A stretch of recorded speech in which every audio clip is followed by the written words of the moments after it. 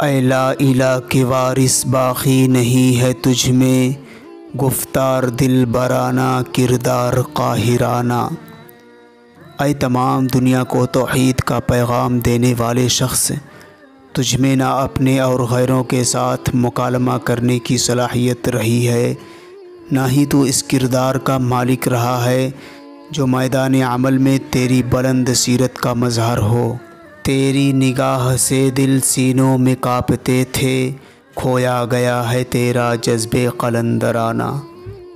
حالانکہ اصل حقیقت یہ ہے کہ تو جس پر اپنی قاہرانہ نگاہ ڈالتا تھا اس کا سینہ خوف سے دہل جاتا تھا، لیکن اب افسوسناک بات یہ ہے کہ درویشی کی یہ صلاحیت بھی تجھ میں ختم ہو کر رہ گئی۔